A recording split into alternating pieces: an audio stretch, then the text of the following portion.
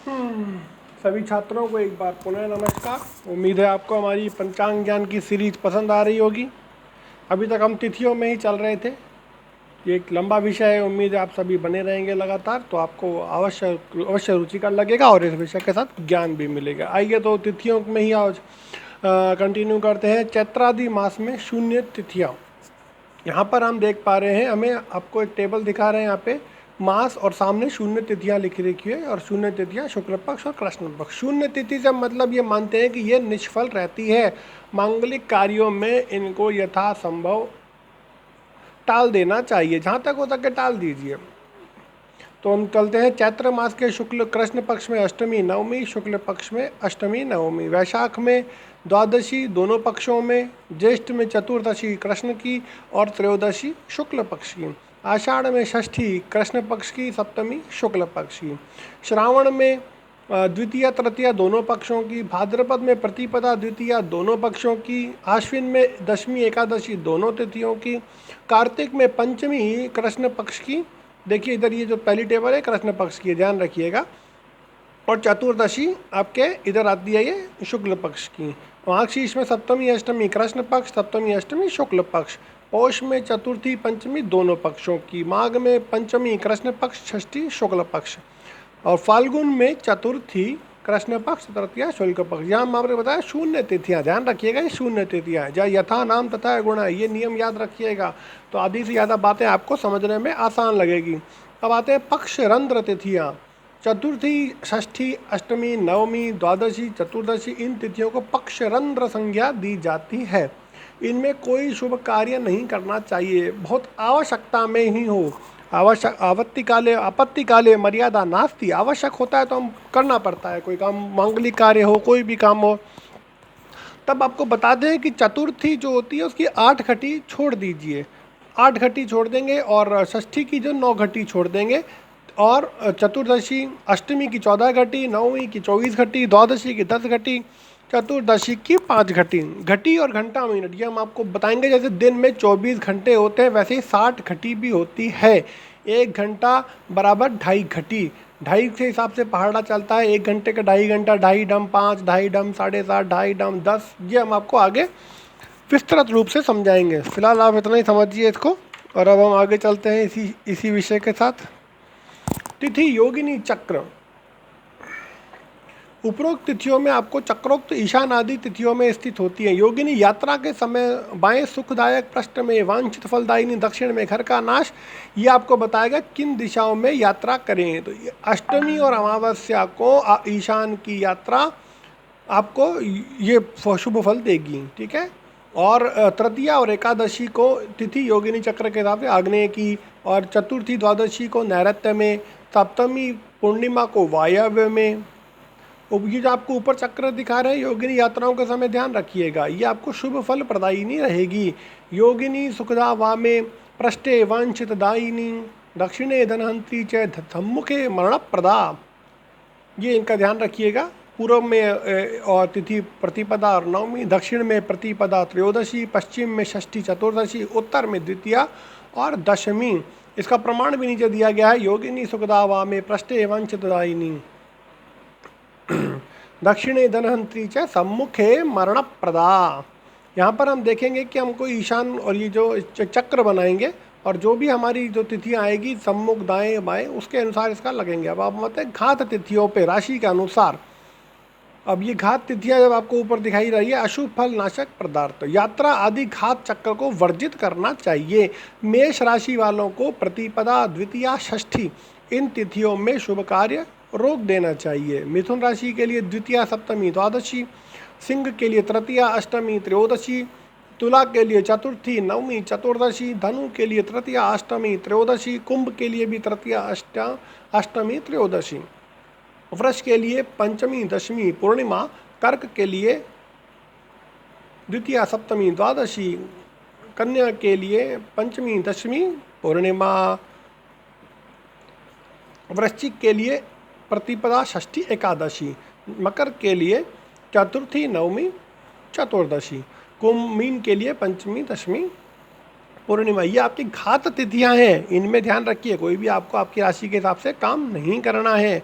राशियाँ अब हम आपको आगे वो भी बताएंगे कि आप अपने नाम के अक्षर से राशि की गणना कैसे कर सकते हैं। जिस स्थिति में यात्रा करनी हो, यदि वह तिथि अशुभ हो तो चक्रांकित, अब आपको उसका उपाय भी बता रहे हैं कि ज्योतिष में आपको कारक मारक सब बताए गए हैं, ये तो आपके मारक हो गए, लेकिन अब इसके लिए उपाय भी बता देंगे हम आपको कि ये आपको उपाय करना है, या आप उपाय करेंगे तो आप इन दिशाओं में भी यात्रा कर सकते हैं।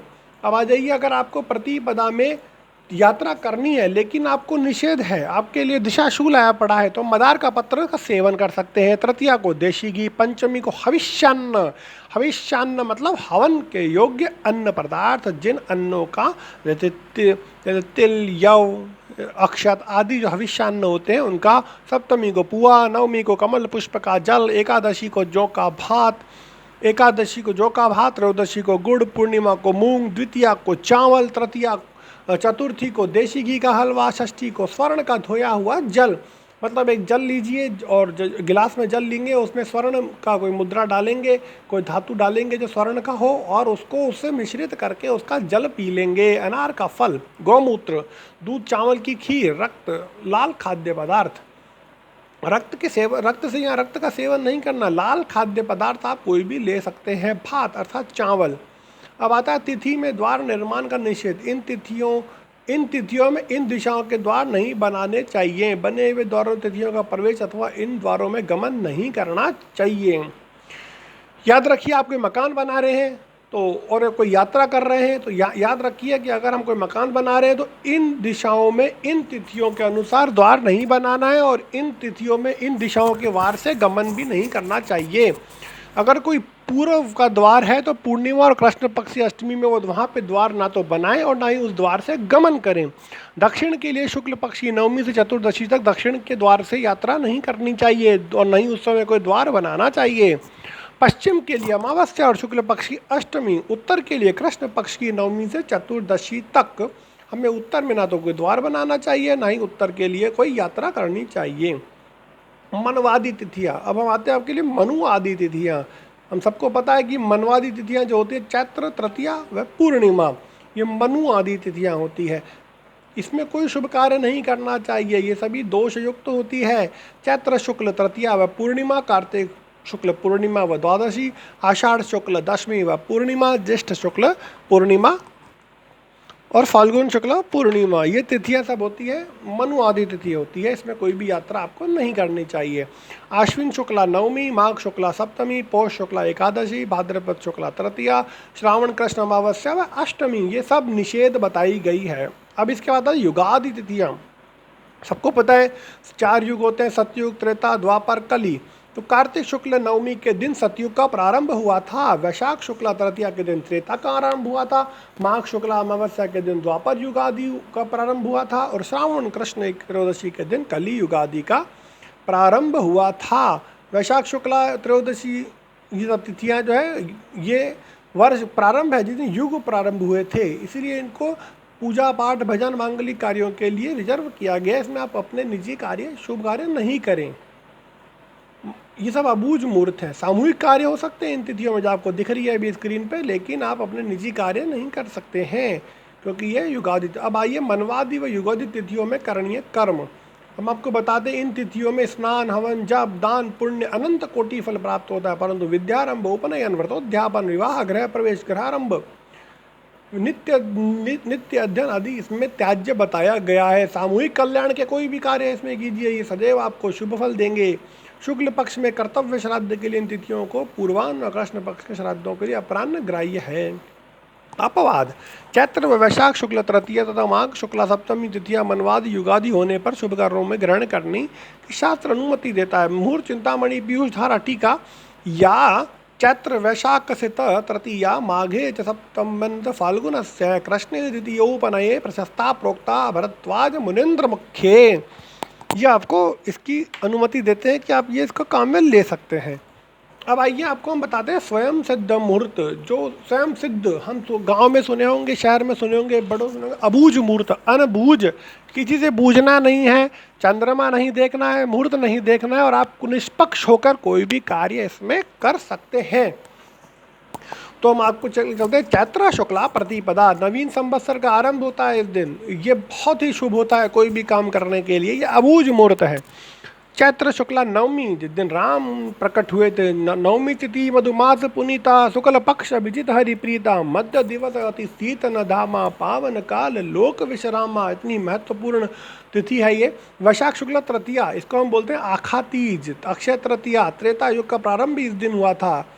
तो ये भी हमारे अबूझ मुहूर्तों में आती है। वैशाख शुक्ला नवमी, जानकी नवमी जिसे हम कहते हैं, वैशाख शुक्ला पूर्णिमा जिसे हम बुद्ध पूर्णिमा या पीपल पूर्णिमा भी कहते हैं, ज्येष्ठा शुक्ला दशमी, जिस दिन गंगा दशमी होती है, गंगा धरती पर आई थी। ज्येष्ठा शुक्ला एकादशी निर्जला एकादशी है, जिस दिन निर्जला व्रत होता है। एकादशी भगवान विष्णु को भी प्रिय है और ये भी अबूझ मुहूर्तों में ही आती है। आषाढ़ शुक्ला नवमी, जिसे हम बडल्या नवमी कहते हैं, बडली नवमी भी कहते हैं। भाद्रपद कृष्ण अष्टमी, जिस दिन भगवान कृष्ण इस धरती पर अवतरित हुए थे। भाद्रपद कृष्ण नवमी, गोगा नवमी, भाद्रपद शुक्ल एकादशी, जलझूलनी एकादशी, जिस दिन ठाकुर जी शहर के विहार के लिए निकलते हैं। अब आते हैं अश्विन शुक्ला दशमी, विजयादशमी, दशहरा, मनवादी तिथि है ये भी। इस दिन विजय हुई थी सत्य की असत्य पर। और अब आते हैं कार्तिक कृष्ण अमावस्या, दीपावली, दीपमालिका, घर घर दीप पूजन होता है। महाकाली, महालक्ष्मी, महासरस्वती का पूजन होता है। अब आइए देव प्रबोधिनी एकादशी, कार्तिक शुक्ला एकादशी को मनाई जाती है। इस दिन देव उठते हैं। देवोत्थापन चतुर्मास, जो हमारे यहाँ देव शयन दोष बताया गया है, वो इस दिन समाप्त हो जाता है। और चतुर्मास के बाद इसी दिन से मांगलिक कार्य पुनः प्रारंभ हो जाते हैं। माघ शुक्ला पंचमी, बसंत पंचमी भी कहते हैं इसको। माघ शुक्ला द्वितीया, फुलेरा दूज, चैत्र कृष्ण अष्टमी, बासोड़ा, शीतलाष्टमी, ये सभी आपको हम अबूझ मुहूर्त बता रहे हैं। अब अबूझ मुहूर्तों के बाद हम आते हैं आज की कक्षा में गंडांत। गंडांत आप सुने होंगे गांव में अपने शहर में बड़ों से कि ये मूलों में पैदा हुआ है बच्चा, मूलों में, ठीक है। अब मूल में हुआ है, बड़े वारों में हुआ है, इसकी शांति होती है। तो याद रखिए, तिथि गंडांत, लग्न गंडांत, नक्षत्र गंडांत। प्राय अभी जो सबसे ज़्यादा आपको देखे जाते हैं वो